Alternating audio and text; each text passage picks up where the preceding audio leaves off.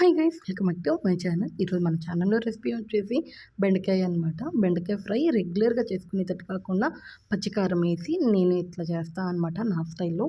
ఇలా కొంచెం పచ్చికారం వేసి బెండకాయ ఫ్రై ఒకసారి ట్రై చేయండి. టేస్ట్ అయితే చాలా బాగుంటుంది అనమాట. కొంచెం డిఫరెంట్గా కూడా ఉంటుంది.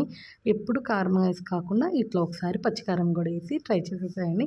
ఫస్ట్ అయితే బెండకాయలు నేను హాఫ్ అన్ అవర్ ముందైతే కట్ చేసుకొని ఇలా పెట్టుకున్నాను అనమాట. మనం బెండకాయలు చేసేటప్పుడు ఫస్ట్ అవి కటింగ్ చేసుకొని ఏదో ఒక పని చేసుకొని తర్వాత వచ్చి వంట చేసుకుంటే మాత్రం బెండకాయలు తొందరగా ఫ్రై అయిపోతాయి అన్నమాట. లేదంటే ఎక్కువ జిగటగా ఉంటాయి కదా, ఆ జిగట అనేది రాదు. అందుకని నేనైతే హాఫ్ అన్ అవర్ ముందే ఎప్పుడు బెండకాయలు అయితే ఇలా కట్ చేసుకొని పెట్టేసుకుంటాను. ఇప్పుడైతే ప్యాన్ పెట్టుకొని ఆయిల్ వేసుకోవాలన్నమాట. ఆయిల్ వేసుకొని తాలింపు గింజలు కూడా వేసుకొని తాలింపు గింజలు ఫ్రై అయ్యాక మనం ఆల్రెడీ కట్ చేసుకొని పెట్టుకున్న బెండకాయలు అయితే వేసేసుకోవాలి. ఇందులో ఆనియన్స్ కానీ అవి ఏం అవసరం లేదు. మీకు ఇష్టమా అనుకుంటే వేసుకోవచ్చు, అది మీ ఆప్షనల్ అనమాట. నేనైతే ఏమీ లేదు. ఇప్పుడు బెండకాయలను కూడా మంచిగా ఫ్రై చేసేసుకోవాలి.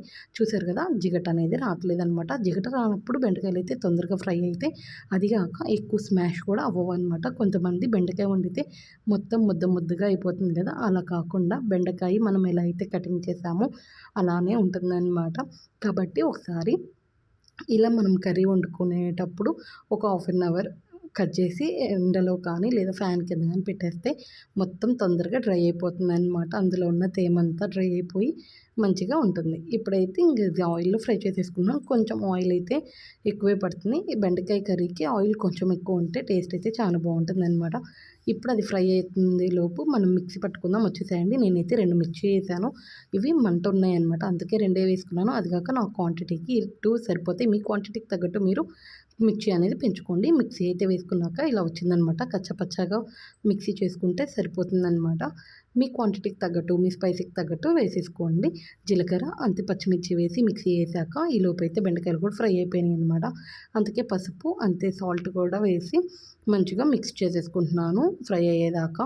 ఆల్రెడీ బెండకాయ మొత్తం ఫ్రై అయిపోయింది. ఇప్పుడు మనం పచ్చిమిర్చి జీలకర్ర వేసుకొని మిక్సీ పట్టుకున్నాం కదా, అది కూడా వేసేసుకొని మంచిగా ఫ్రై చేసేసుకోవాలన్నమాట.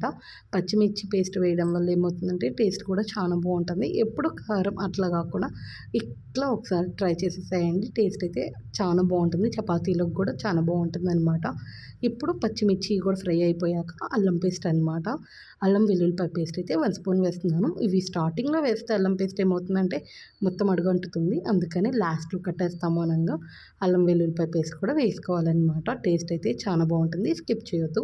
మంచిగా ఉంటుంది, ఫ్లేవర్ కూడా వేసుకొని మంచిగా ఫ్రై చేసేసుకోవాలి. అల్లం పేస్ట్ పచ్చివాసన పోయే మంచిగా ఆయిల్లో ఫ్రై అయ్యేదాకా ఫ్రై చేసేసుకోవాలన్నమాట. చూసారు కదా, నేను ఇంత ఫ్రై చేస్తున్నా కానీ నాకు బెండకాయ అనేది అస్సలు చిదవలేదన్నమాట. ఇప్పుడు లాస్ట్ అండ్ ఫైనల్ ధనియాల పొడి కూడా వేసి ఇంకొకసారి మంచిగా ధనియాల పొడి కూడా ఫ్రై అయ్యేటట్టు ఫ్రై చేసేసుకొని ఇంకేముంది వేడన్నంలో కానీ చపాతీ పుల్కాలో కానీ సర్వ్ చేసుకుంటే బెండకాయ కర్రీ టేస్ట్ చాలా బాగుంటుందన్నమాట. రెసిపీ నచ్చింది అనుకుంటున్నాను. ఒకసారి ట్రై చేసేసేయండి. లేదా మీలో ఎంతమందికి రెసిపీ తెలుసు అనేది కూడా కమెంట్ చేసేసేయండి. అంతే నచ్చితే ఒక లైక్ చేసి నా ఛానల్ని సపోర్ట్ చేసేసేయండి. ఇప్పుడు దాకా సపోర్ట్ చేస్తున్న వాళ్ళందరికీ thank you so much. Okay bye, వెళ్ళొస్తాను. నెక్స్ట్ రెసిపీతో నెక్స్ట్ బ్లాగ్తో అయినా మళ్ళీ కలుసుకుందాం. రేపు తెనాలి పిల్ల ఛానల్. ఓకే బాయ్, వెళ్ళొస్తాను.